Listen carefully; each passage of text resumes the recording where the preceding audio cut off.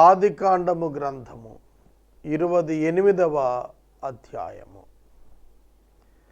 ఈ అధ్యాయము 22 వచనములు కలిగిన అధ్యాయము. ఈ అధ్యాయము 4 భాగాలు.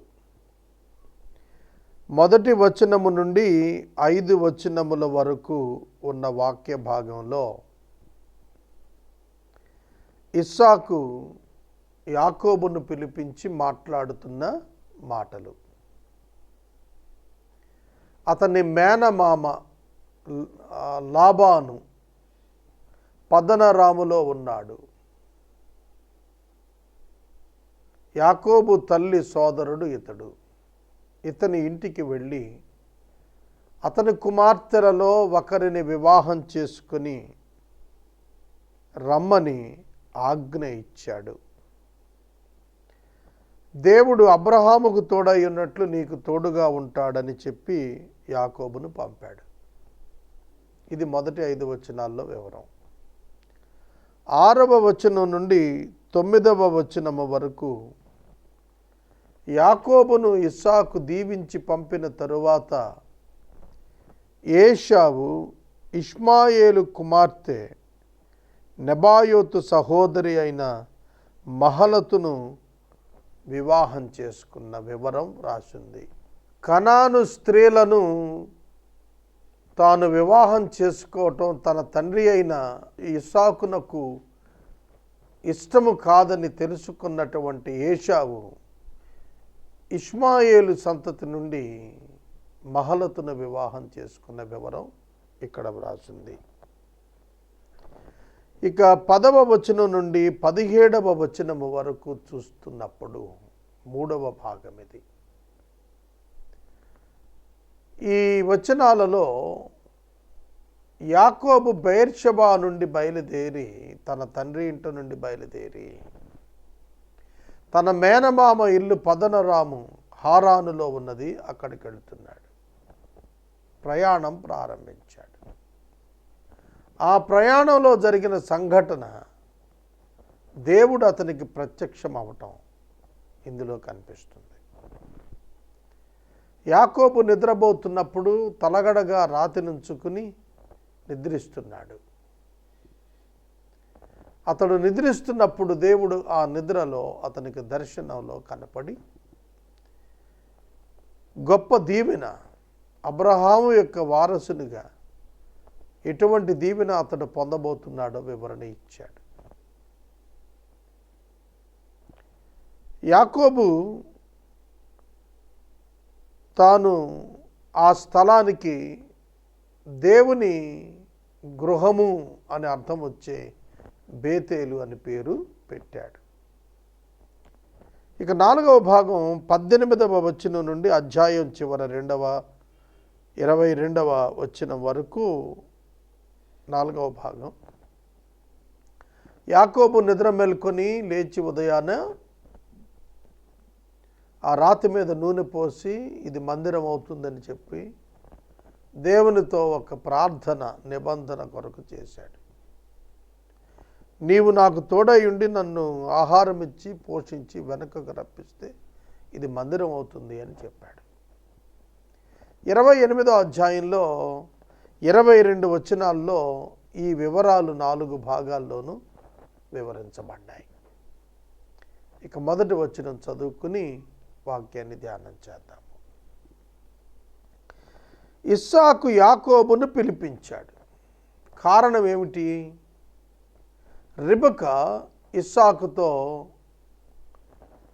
తన మనస్సులోని మాట చెప్పింది. ఆమె ఏశావు భార్యలు కనాను కుమార్తెల చేత విసిగింది. అంతేకాదు, ఏశావు యాకోబును చంపాలనే ప్రయత్నం చేస్తున్నట్లు తాను మాట్లాడుతున్నాడనేది తనకు తెలిసినదిగా ఇస్సాకుతో ఆమె తెలియచేసింది. ఆ కారణం చేత ఆమె యొక్క ఇష్టము చొప్పున జరిగించుటకు ఇస్సాకు మనసు కలిగిన వాడై తన చిన్న కుమారుడైన యాకోబును పిలిపించాడు. పిలిపించి తన భార్య యొక్క సమ్మతిని అతనికి తెలియచేస్తూ ఆజ్ఞ రూపంలో జారీ చేస్తున్నాడు. నీవు కనాను కుమార్తెలలో ఎవతెను వివాహము చేసుకొనకూడదు. కనాను కుమార్తెలు విగ్రహారాధికులు, దేవుని ఎరుగని జనులు. బైబిల్ గ్రంథం విశ్వాసిని వివాహం చేసుకొనుటను అనుమతిస్తోంది, పరిగణిస్తోంది. అవిశ్వాసురాండ్రైన కనాను కుమార్తెలను యాకోబు నీవు వివాహం చేసుకోకూడదు. ఇది ఆజ్ఞ. నీవు లేచి పద్దనరాములో ఉన్న నీ తల్లికి తండ్రి అయిన బెతూయేలు ఇంటికి వెళ్ళి అక్కడ నీ తల్లి సహోదరుడు అగు లాబాను కుమార్తెలలో ఒకదానిని వివాహం చేసుకొనమని అతనికి ఆజ్ఞాపించాడు. ఈ వచనం చూడండి. నీ తల్లి యొక్క తండ్రి బెతూయేలు అంటే యాకోబుకు తాతగారు. అతని కుమారుడు యాకోబుకు మేనమామ, తన తల్లికి అన్న. రిబకా యొక్క సోదరుడు లాబాను. అతని ఇంటికి వెళ్ళు. అక్కడ అతని కుమార్తెలలో ఒక్కతిని వివాహం చేసుకోమన్నాడు. ఒకతిని వివాహం చేసుకోమన్నాడు. బైబిల్ గ్రంథం ఏకపత్ని వ్రతాన్ని బోధిస్తోంది. చరిత్రలో మనకు దానికి భిన్నమైన చరిత్ర కనిపిస్తుంది. అయినప్పటికీ కూడా పద్ధతి ఏకపత్ని వ్రతమే.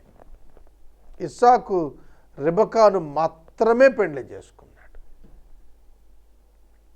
తరువాత అబ్రహాము కూడా శారా మరణం తర్వాతే కెతూరాను వివాహం చేసుకున్నాడు. ఒక్క భార్యయే. భార్య మరణించిన తరువాత చేసుకున్నది ఒకేసారి బ్రతికుండగా చేసుకున్నది కాదు కదా, మరణించిన తర్వాత చేసుకున్నటువంటి వివాహం అది. కనుక ఒక భార్య కిందే లెక్కేస్తుంది. అయితే యాకోబు దగ్గరికి వచ్చేటప్పటికి అది తలకిందులయ్యింది. ఎందుకంటే అతని మామ లాబాను అతనిని మోసం చేయటం వల్ల అతని జీవితంలోకి లేయా వచ్చింది. వాస్తవంగా అతను ప్రేమించింది రాహేలును, కానీ కపటంగా లాబాను లేయాను కట్టబెట్టాడు. అందువలన అతనికి ఇద్దరు భార్యలు, వారి యొక్క దాసీలు ఇద్దరు అతను సంతానం పొందటానికి ఉపయోగపడ్డారు. ఇక్కడ ఒకతనే వివాహం చేసుకునే అన్న మాట మనం పరిగణలోనికి తీసుకోవాలి. ఏకపత్ని వ్రతాన్ని అతనికి ఆజ్ఞాపించి అంటున్నాడు, సర్వశక్తి గల దేవుడు నిన్ను ఆశీర్వదించి నీవు అనేక జనములు అగునట్లు నీకు సంతానాభివృద్ధి కలుగచేసి నిన్ను విస్తరింపచేసి నీవు పరవాసివైన దేశాన్ని అనగా దేవుడు అబ్రహామునకిచ్చిన దేశమును నీకు స్వాస్థ్యముగా చేసుకొనున్నట్లు ఆయన నీకు అనగా నీకును నీతో కూడా నీ సంతానమునకును అబ్రహామునకు అనుగ్రహించిన ఆశీర్వాదమును దయచేయునుగాక అని అతనిని దీవించెను. అబ్రహామునకు ఏ దీవెన అయితే ఇచ్చాడో అదే దీవెనకు నీవు వారసుడవు. నిన్ను కూడా ఆ దీవెనతోనే దేవుడు దీవించునుగాక. నీకు సంతానాభివృద్ధి కలుగు చేస్తాడు. నువ్వు ఇప్పుడు పరవాసిగా ఉన్న దేశాన్ని నీవు స్వాధీనం చేసుకొని నీ సంతానము దానిని స్వాస్థ్యంగా పొందేటట్లుగా ఆ దేవుడే చేస్తాడు.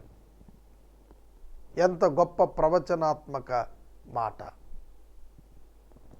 అబ్రహాము, ఇస్సాకు, యాకోబుల విశ్వాసము వాగ్దాన భూమిని దేవుడే వారి సంతానమునకు స్వాధీనం చేస్తాడు. అది వారి యొక్క విశ్వాసం.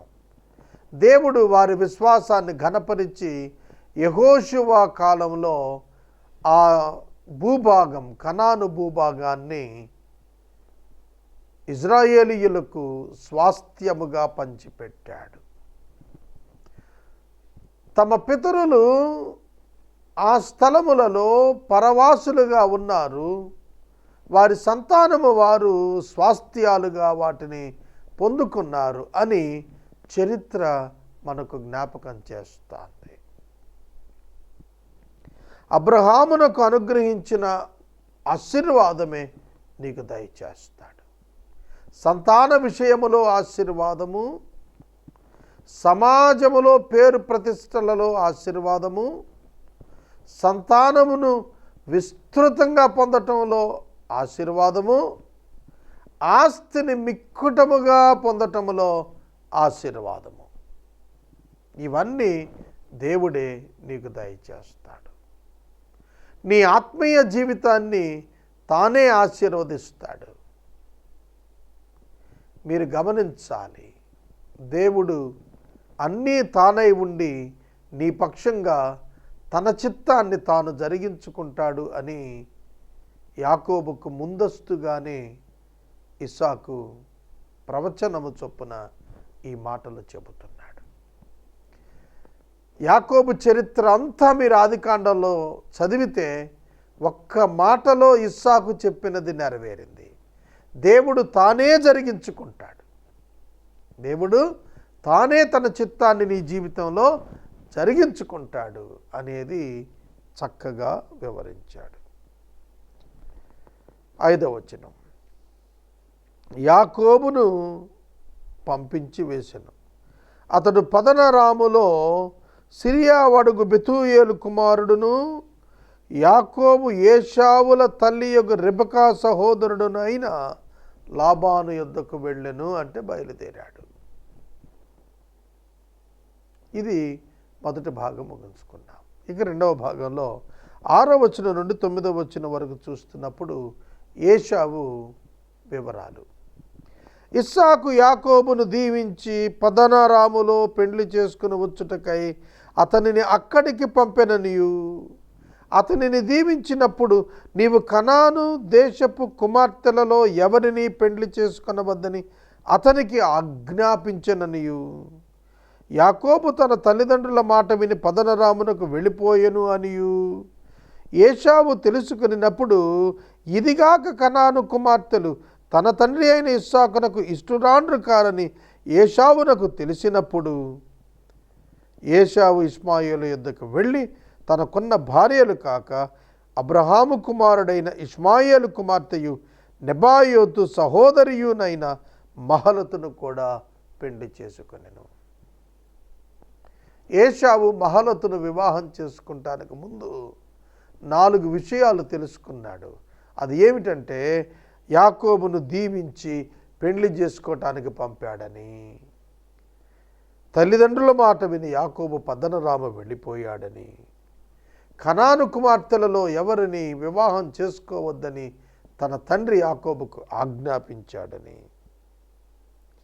కనాను కుమార్తెలు తండ్రికి ఇష్టురాండ్రు కాదని, ఈ 4 విషయాలు ఏశావు తెలుసుకుని, ఏశావు తన తాత అయినటువంటి అబ్రహాము ఐగుప్తు దాసి అయిన హాగరునకు కనిన ఇష్మాయేలు ఏశావుకు పెదనాన్న వరుస అవుతాడు.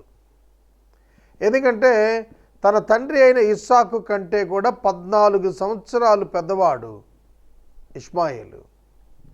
అబ్రహాము చనిపోయినప్పుడు అబ్రహామును ఇష్మాయేలు ఇస్సాకు కలిసి పాతిపెట్టారు. వారిరువురి కుటుంబాల మధ్య సయోధ్య ఉన్నది. అందువలన అతడు ఇష్మాయేలు సంతతికి వెళుతున్నాడు మరొక స్త్రీని వివాహం చేసుకోవాలని. ఏశావు ఇష్మాయేలు యొద్దకు వెళ్ళాడు. తనకున్న భార్యలు కాక ఇష్మాయేలు కుమార్తెయు నెబాయోతు సహోదరియునైన మహలతును కూడా పెండ్లి చేసుకున్నాడు. ఇక్కడ ఏశావుకు 3 భార్యలు ప్రస్ఫుటంగా మనకు కనిపిస్తున్నారు. ఇక 10వ వచనం నుండి 17వ వచనం వరకు చూస్తున్నప్పుడు ఈ 3వ భాగంలో 28వ అధ్యాయంలో యాకోబునకు బేతేలు అనుభవం వ్రాయబడింది. వచనం చదువుతాను. యాకోబు బెయేర్షెబా నుండి బయలుదేరి హారాను వైపు వెళ్ళుచు ఒకచోట చేరి ప్రొద్దుగింకినందున అక్కడ ఆ రాత్రి నిలిచిపోయి ఆ చోటి రాళ్లల్లో ఒకటి తీసుకుని తనకు తలగడగా చేసుకొని అక్కడ పండుకున్నాడు. అప్పుడు అతడు ఒక కలగన్నాడు. అందులో ఒక నిచ్చెన భూమి మీద నిలువబడి ఉండెను. దాని కొన ఆకాశమును అంటెను. దాని మీద దేవుని దూతలు ఎక్కుచూ దిగుచూ ఉన్నారు. మరియు యెహోవా దాని పైగా నిలిచి, నీ తండ్రి అయిన అబ్రహాము దేవుడను ఇస్సాకు దేవుడైన యెహోవాను నేను. నీవు పండుకొని ఉన్న ఈ భూమిని నీకును నీ సంతానమునకు ఇస్తాను. నీ సంతానము భూమి మీద లెక్కకు ఇసుక రేణువుల వలె అగును. నీవు పడమటి తట్టును, తూర్పు తట్టును, ఉత్తరపు తట్టును, దక్షిణపు తట్టును వ్యాపించదవు. భూమి యొక్క వంశములన్నీయు నీ మూలముగా నీ సంతానము మూలముగాను ఆశీర్వదించబడును. నేను నీకు తోడై ఉండి నీవు వెళ్ళు ప్రతి స్థలముందు నిన్ను కాపాడుచు ఈ దేశమునకు నిన్ను మరల రప్పించదను. నేను నీతో చెప్పినది నెరవేర్చు వరకు నిన్ను విడువను అని చెప్పగా యాకోబు నిద్ర తెలిసి, నిశ్చయముగా యెహోవా ఈ స్థలమందున్నాడు, అది నాకు తెలియకపోయిను అని అనుకుని భయపడి, ఈ స్థలము ఎంతో భయంకరము, ఇది దేవుని మందిరమే గాక మరొకటి కాదు, పరలోకపు గవిని ఇదే అనుకొనెను. నేను 10 నుండి 17 వచనాలు చదివాను, వివరిస్తాను వినండి. యాకోబు బెయేర్షెబా నుండి బయలుదేరి హారాను వైపు వెళ్ళాడు. అలా వెళుతున్నటువంటి మార్గంలో ఒక స్థలానికి వచ్చినప్పుడు బేతేలు అనేటువంటి స్థలంలో దేవుని ప్రత్యక్షత అతనికి దర్శనాన దొరికింది. అతడు అలసిపోయినాడు. ఒక దినపు ప్రయాణంలో అతడు 30 మైళ్ళు పైగా ప్రయాణం చేశాడు. అందువలన అతడు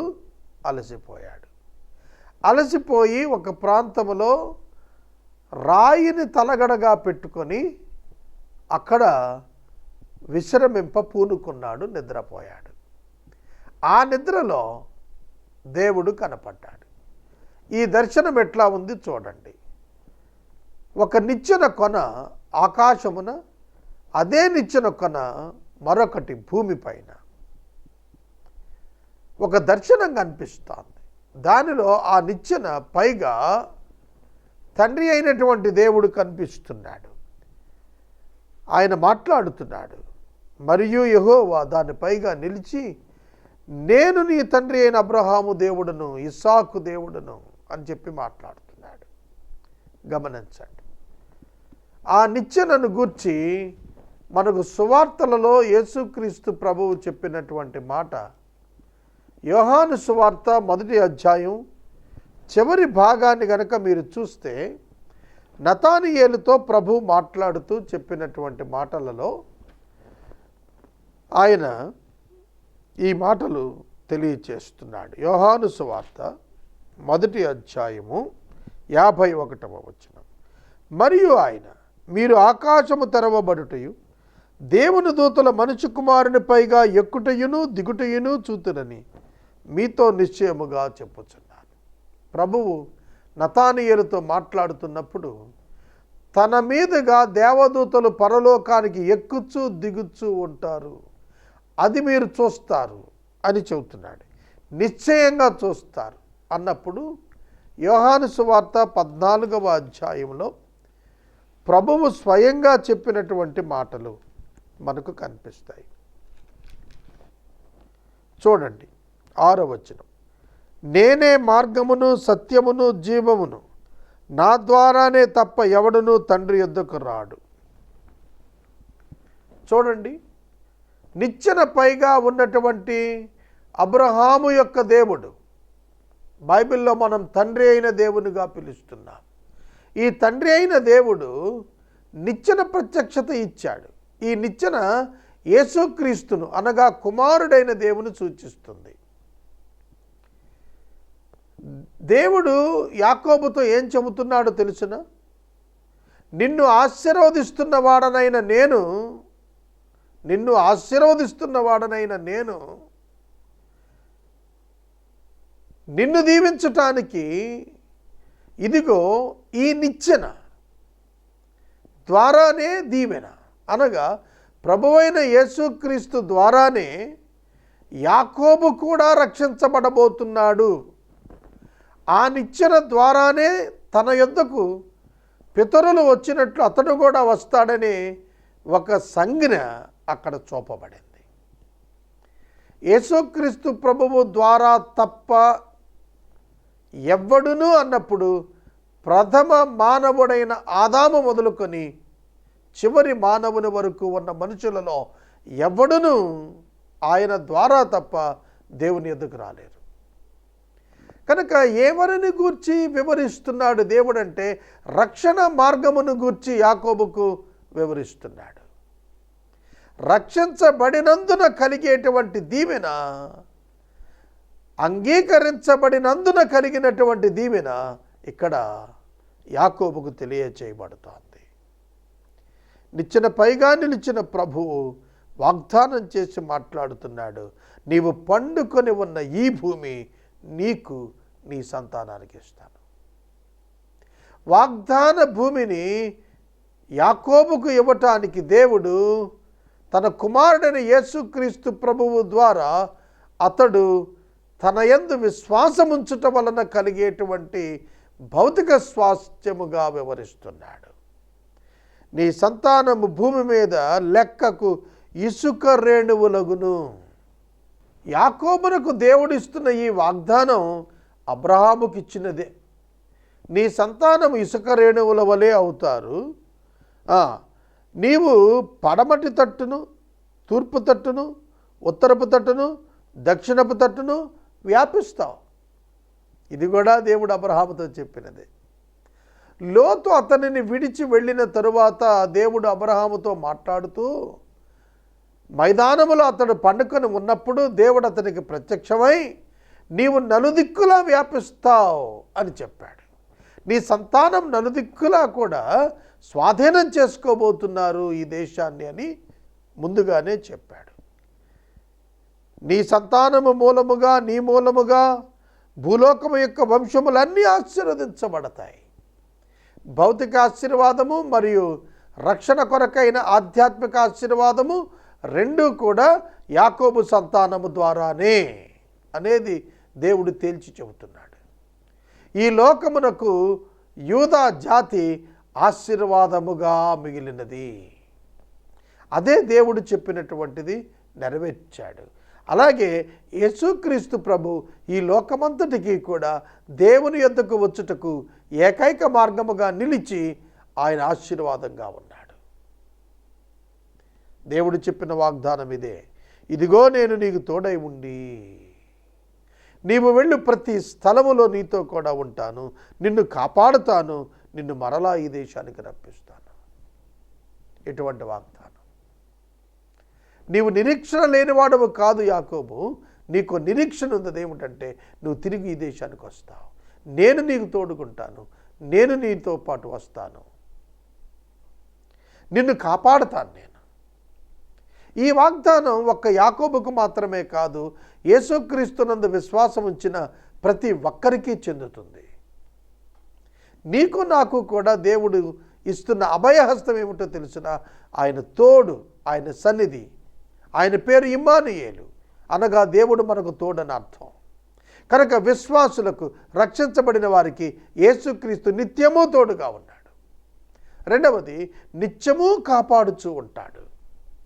భౌతికంగా కాపాడుతాడు, ఆధ్యాత్మికంగా కాపాడుతాడు. 91వ సంకీర్తనలో కీర్తనాకారుడు చెప్పినట్లుగా ఆయన మనకు కేడముగా, ఆయన మనకు తోడుగా ఉంటాడు. 121వ సంకీర్తనలో ఆయన చెప్పినట్లుగా ప్రయాణ మార్గములన్నింటిలో మనకు తోడుగా ఉంటాడు. సహోదరుడు, సహోదరు, 90వ సంకీర్తనలో నీ ప్రక్కన 1000 మంది పడినా, నీ కుడి పక్కన 10,000 మంది కూలినా అపాయముని యొద్దకు రాదు. ఏ రాయి నీకు తగులకుండా దూతలు నిన్ను ఎత్తి పట్టుకోవాలని ఆజ్ఞాపిస్తాననేటువంటి మాటలు మనకు కనిపిస్తున్నాయి. అంతే, భౌతికమైనటువంటి ప్రొటెక్షన్తో పాటుగా యేసుక్రీస్తు ద్వారా ప్రతి విశ్వాసికి ఆధ్యాత్మిక రక్షణ నొసగుతానని దేవుడు వాగ్దానం చేస్తున్నాడు. నేను నిన్ను రక్షిస్తాను, నిన్ను కాపాడుతాను, నిన్ను వెనుకకు తీసుకుని వస్తాను. నీవు పదనరాములో హారానులో ఉండిపోవటానికి కాదు వెళుతోంది, ఫర్ ఎ గ్రేట్ పర్పస్. ఒక మహోన్నతమైనటువంటి ఉద్దేశం నీ పట్ల నేను నెరవేర్చడానికి తీసుకెళ్తున్నాను. అక్కడ భార్యను, బిడ్డలను నీకు ఇవ్వటం కొరకు తీసుకెళ్తున్నాను.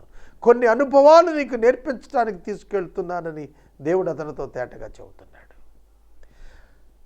హరానులో, పదనరాములో యాకోబు తన మామగారైనటువంటి లాబాను ఇంటి వెలుపట అతడు నివసించినటువంటి ఇంచుమించు 40 సంవత్సరాలు అతడు నేర్చుకున్న పాఠాలు, ఎన్నో అనుభవాలు గొప్ప గొప్పవి దేవుని యొద్దకు అతన్ని సమీపస్తుని చేశాయి.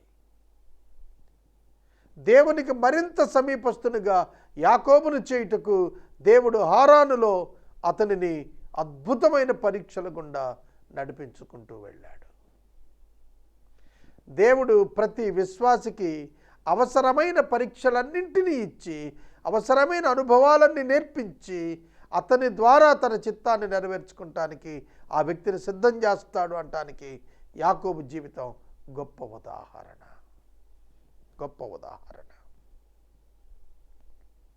నేను నీతో చెప్పినది నెరవేర్చే వరకు నేను నిన్ను విడువను. ఎంత గొప్ప వాగ్దానం! నేను నీతో చెప్పినది నీవు నెరవేర్చే వరకు నేను నిన్ను విడవను. సహోదరుడా, సహోదరి, యోసేపుతో కూడా ఇదే మాట చెప్పాడు దేవుడు. అతనితో దేవుడు చెప్పినది నెరవేరు వరకు దేవుడు అతనిని విడవలేదు.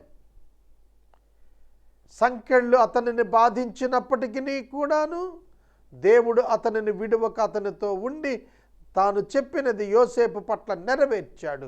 అదేవిధంగా యాకోబు కూడా చెబుతున్నాడు, నేను నిన్ను విడవను. నీ గూర్చి నేను చెప్పింది నేను నెరవేర్చే వరకు నిన్ను నేను విడవను. ఈనాడు విశ్వాసులమైన మనం కూడా ఇది తెలుసుకోవాలి. నా 30 సంవత్సరాల సేవా జీవితంలో నా అనుభవంలో చెబుతున్నాను, ఆయన నన్ను ఎన్నడూ విడవలేదు. సరికదా, తాను నా పట్ల అనుకున్న ప్రణాళిక, నా తల్లి గర్భములో ఉండగా ఆయన నా కొరకు రూపొందించిన ప్రణాళికను ఆయన నెరవేరుస్తూ వచ్చాడు.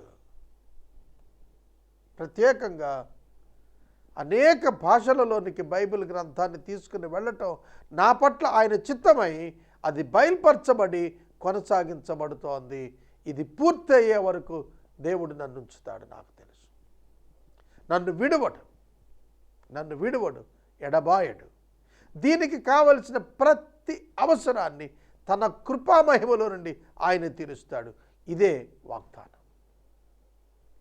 అది నా జీవితంలోనే కాదు, సహోదరుడా, సహోదరి, నీ జీవితంలో కూడా దేవుడు చేస్తాడు. దేవుడు నిన్ను ఊరికే భూమి మీదకు పంపలేదు. నిన్ను ఊరికే ఆయన నిర్మాణం చేయలేదు. నిన్ను ఊరికే ఈ లోకంలో ఆయన అనుమతించలేదు. విత్ ఎ గ్రేట్ పర్పస్, ఒక మహోన్నతమైన ఉద్దేశంతో ఆయన నిన్ను పంపించాడు. నీ జీవితం వృధా కాదు. నీ జీవితం ఒక పర్పస్తో కూడినది, ఉద్దేశంతో కూడినది. దానిని నెరవేర్చువాడు దేవుడే. You must believe it. దీన్ని నువ్వు నమ్మాలి. 16వ వచనం, యాకోబు నిద్ర తెలిసి నిశ్చయముగా యెహోవా ఈ స్థలమందున్నాడు, అది నాకు తెలియకపోయిను అనుకొని భయపడి, ఈ స్థలము ఎంతో భయంకరము, ఇది దేవుని మందిరమే గాని మరొకటి కాదు, పరలోకపు గవిని ఇదే అనుకున్నాడు. గవిని అంటే ద్వారం. యేసు ప్రభు చెప్పింది అదే. యోహాను 14:6లో నేనే ద్వారమును లేదా నేనే మార్గమును, ఐ యామ్ ద డోర్ అని ప్రభు చెప్పారు. కనుక యేసుక్రీస్తు యొక్క ప్రత్యక్షతే అక్కడ దొరికింది అతనికి. యేసుక్రీస్తు ద్వారానే తనకు సంభవించబోయేవన్నీ కూడా జరుగుతాయని అతనికి అర్థమైంది అక్కడనే. అందుకనే నిశ్చయముగా ఈ స్థలములో ప్రభువు ఉన్నాడు, ఈ స్థలం భయంకరమైనటువంటిది అన్నాడు. భయంకరమైందని ఎందుకు అన్నాడంటే యూదులందరూ కూడాను దేవుని గురించిన మిక్కిలి భయాన్ని కలిగిన వారుగా కనిపిస్తారు. బైబిల్ అంతా మనం తిరిగి చూస్తే ఈ సత్యం మనకు అర్థమవుతుంది. యాకోబు దేవుని యొక్క భయం కలిగిన వాడుగా కనిపిస్తున్నాడు. హోరేబు పర్వతం దగ్గర మోషేకి దేవుడు ప్రత్యక్షమైనప్పుడు ఆ మండుచున్న పొద దర్శనమున ప్రభు మాట్లాడటానికి అతని ఎదుకు వచ్చినప్పుడు అతడు మిక్కిలి భయపడ్డాడు అని మోషేని గురించి రాసింది.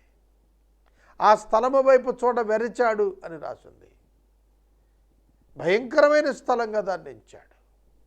దేవుడు ప్రత్యక్షమైన చోట భయంకరమైన స్థలంగానే వారు ఎంచారు. నిర్గమకాండం 19 అధ్యాయంలో సీనాయి పర్వతం మీదకి దిగొచ్చినప్పుడు ఆయన ఆ కొండంతా కూడాను మండుతున్నట్లుగా అయిపోయింది. ఆ దృశ్యాన్ని గురించి భయంకరమైన దృశ్యం అని చెప్పి వర్ణించబడింది. హెబ్రీ గ్రంథకర్త కూడా ఆ దృశ్యం మిక్కిలి భయంకరం అన్నాడు. యాకోబు కూడా అదే చెబుతున్నాడు. ఎన్ని తరాలు గడిచినా అది భయంకరమైనటువంటిది అని గుర్తించబడింది. దేవుడు ప్రత్యక్షమైనప్పుడు యాకోబు ఆ స్థలాన్ని గుర్చి ఇది ఎంతో భయంకరం, ఇది దేవుని మందిరం, this is the house of God, dwelling place of God, this is the door to the heaven. యేసుక్రీస్తు యొక్క ప్రత్యక్షత అతనికి దేవుని తెలియజేసింది. యేసుక్రీస్తు ద్వారానే దేవుడు ఎవరికైనా ప్రత్యక్షం అవుతాడు. యేసుక్రీస్తుకు వెలుపట దేవుని ప్రత్యక్షత ఏ మానవునికి దొరకదు. ఇది మనం అర్థం చేసుకోవాలి. ఆదికాండము 3వ అధ్యాయంలో ఆదాము హవ్వలు పాపము చేసిన తరువాత ఎదెను వనమునకు వచ్చినటువంటి వాడు కూడా ప్రభువైన యేసుక్రీస్తే. యోహాను సువార్త 1వ అధ్యాయం 18వ వచనంలో మనం చూస్తాం, ఆయన తప్ప ఎవ్వరూ ఎప్పుడు ఎన్నడూ దేవుణ్ణి చూడలేదు. యేసుక్రీస్తు ప్రభువు తప్ప ఎప్పుడు ఎవరు ఎన్నడూ దేవుని చూడలేదు. మనం చూస్తున్నది యేసుక్రీస్తు నందే దేవుణ్ణి చూడగలం. యేసుక్రీస్తు ద్వారానే దేవుని చేరగలం. యేసుక్రీస్తునే చూస్తాం. మనం తండ్రి అయిన దేవుణ్ణి ఎప్పటికీ మనం మానవులంగా మనం చూడలేం. యేసుక్రీస్తు ప్రభువు నందే తండ్రి అయిన దేవుడు నివాసం ఉంటాడు. చరిత్రలో ఈ సత్యం బైబిల్ అంతా చెప్పింది. కనుక ఇది పరలోకపు గవిని, పరలోకానికి వెళ్ళాల్సిన ద్వారం ఇదొక్కటే, దీని ద్వారా తప్ప ఎవరు ప్రవేశింపలేరనేది అతడు గ్రహిస్తున్నాడు. ఒక విధంగా అతడు సువార్తను పొందుకుంటున్నాడు. తండ్రి అయిన దేవుని యొద్దకు వెళ్ళుటకు మార్గమైనటువంటి యేసుక్రీస్తు అనే ఆ సువార్తను అతడు పొందుకుంటున్నాడు. ఇక 4వ భాగం 18వ వచనం నుండి 22వ వచనం వరకు. తెల్లవారినది, యాకోబు లేచాడు, తాను తలగడగా చేసుకున్న రాతిని నిలబెట్టాడు స్తంభంగా, దానిపైన నూనె పోశాడు. అభిషేకాన్ని సూచిస్తోంది.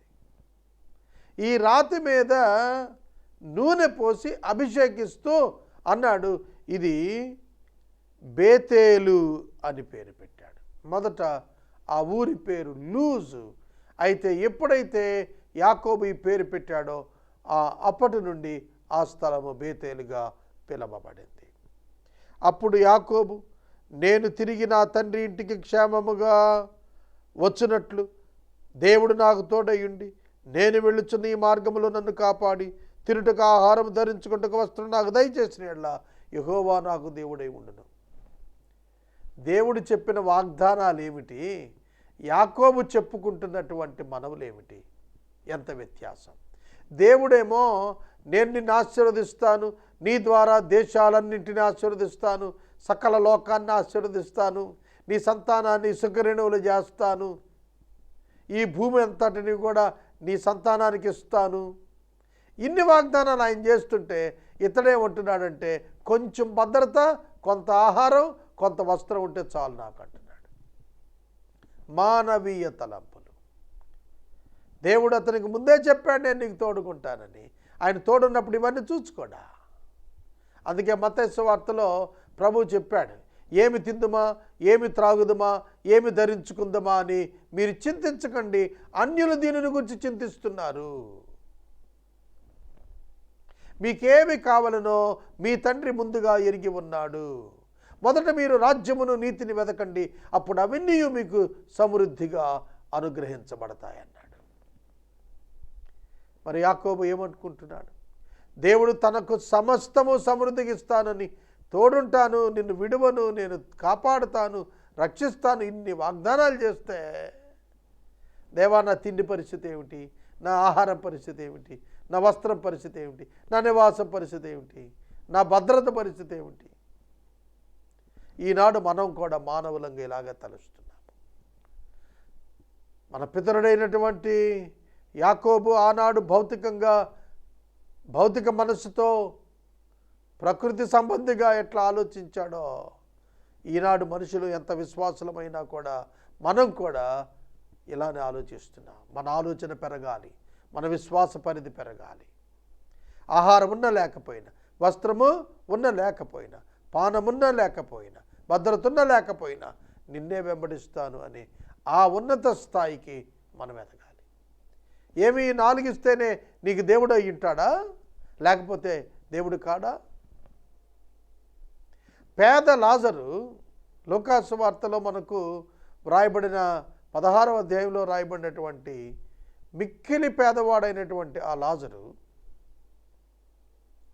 ఎంత భయంకరమైనటువంటి పేదరికం అనుభవించాడు, ఎటువంటి దారుణమైనటువంటి అనారోగ్యాన్ని అనుభవించాడు, కుటుంబానికి దూరంగా బతికాడు, కుక్కలు కురుపులు నాకాయి, అయినా అతనికి దేవుడు యెహోవాయే. కనుక యాకోబు యొక్క మాటలు ప్రకృతి సంబంధమైన మాటలు, ఇలా కాదు ఆలోచించాల్సిందే మనం. మరియు స్తంభముగా నేను నిలిపిన ఈ రాయి దేవుని మందిరం అవుతుంది, మరియు నీవు నాకిచ్చు యావత్తులో 10వ వంతు నిశ్చయముగా నీకు చెల్లిస్తానని మొక్కుకున్నాడు. ఇది యాకోబు తాను స్వయంగా దేవునికి 1/10 టైత్ ఆఫ్ హిజ్ ఇన్కమ్ మొక్కుకున్నాడు. మీరు చూస్తే అబ్రహాము మెల్కీసెదకునకు దశమాంశములు ముందే సమర్పించాడు. ఇదేం కొత్తగా యాకోబు ప్రారంభిస్తున్నటువంటిది కాదు. అబ్రహాము దశమ భాగములు ఇచ్చుట అతను ముందే ప్రారంభించాడు. అంతేకాదు అబ్రహాము యొక్క సంతానము ఒక్కరు కూడా పుట్టక మునిపే అబ్రహాము ఈ దశమ భాగాన్ని ఇచ్చాడు మెల్కీసెదకునకు. అందుకే హెబ్రీ పత్రిక ఏం సెలవిస్తోన్నది? అబ్రహాము యొక్క గర్భములో ఉన్నటువంటి లేవి తాను కూడా దశమాంశములను మెల్కీసెదకునకు ఇచ్చినప్పుడు ఉన్నాడు. ఎందుకంటే లేవి దశమాంశాలు తీసుకునేవాడు. లేవి సంతానమునకు దేవుడు దశమాంశములను ప్రత్యేక అర్పణలను ఏర్పాటు చేశాడు. ఈ విషయం మనకు లేవి కాండంలో వివరించబడుతోంది. కనుక దశమాంశములు పొందుటకు అర్హుడైన లేవి కూడా అబ్రహాము యొక్క గర్భములో ఉండి దశమాంశం చెల్లించిన వాడయ్యాడు అన్నాడు. కనుక దశమాంశం కొత్త విషయం ఏం కాదు, కానీ అతడు దాన్ని తీర్మానం చేసుకోవటం విశేషం. దేవా నన్ను క్షేమంగా తీసుకొస్తే నేను నీకు దశమ భాగం ఇస్తానన్నాడు. ఇవాళకి కూడా సంఘాలలో దశమ భాగం ఇచ్చే క్రైస్తవులు ఉన్నారు. అది వారి యొక్క వ్యక్తిగతమైనటువంటి ఓత్. ఇది దేవుని కమాండ్మెంట్ కాదు, తన పర్సనల్గా తాను దేవునికి ఇస్తున్నటువంటి ఆ కృతజ్ఞత అర్పణ భాగం మాత్రమే. కనుక నేను నీకు కృతజ్ఞతాస్తుతులు చెల్లిస్తాను, దశమ భాగాన్ని ఇస్తాను, ఈ రాయిని నేను మందిరంగా మలుస్తాను అని అన్నాడు. దేవుడు ముందే చెప్పాడు నేను నిన్ను వెనక్కి నిశ్చయంగా తెస్తానని. ఇంకా నువ్వు తెస్తే ఇది ఈ రాయిని మందిరం చేస్తానంటే ఏం చెప్పాలా? ఎందుకు అనుమానం లేదు. దేవుడు మాట ఇచ్చాడంటే నెరవేర్చి తీరుతాడు. మరియ తల్లితో గబ్రియేలు దూత అదే చెప్పాడు, దేవుడు ఉద్దేశించినది నిష్ఫలము కానేరదు, అలా నిష్ఫలము ఒకటి నేను ఎన్నడూ చూడలేదన్నాడు. అవును, దేవుడు వాగ్దానం చేసింది నిష్ఫలం కాదు.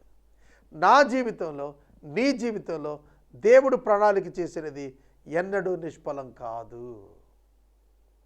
అది మనం అర్థం చేసుకుంటే మన జీవితం వేరే రకంగా ఉంటుంది, మన భవిష్యత్తు వేరే రకంగా ఉంటుంది. యాకోబుతో పాటు దేవుడు కూడా పదనరాముకు వెళుతున్నాడు. దేవుడు ఎంత గొప్పవాడో తెలిసినా యాకోబుతో పాటు దేవుడు పదనరాము నుండి తిరిగి వస్తున్నాడు. మీరు గమనిస్తే ఎబ్బోకు రేవులో యాకోబుతో పెనుగులాడి మరీ చెప్పాడు, నేను నీకు తోడుగా ఉన్నాను, అందరూ విడిచి వెళ్ళిపోయినా నేను నిన్ను విడవలేదు అని చెప్పాడు. సహోదరుడు, సహోదరి, మాట ఇచ్చిన దేవుడు నెరవేర్చేటువంటి వాడు. నమ్ముట నీ వలనైతే చేయుటకు సమస్తం ఆయనకు సాధ్యమే. 28వ అధ్యాయం ఆదికాండము గ్రంథములో ముగించుకున్నాం.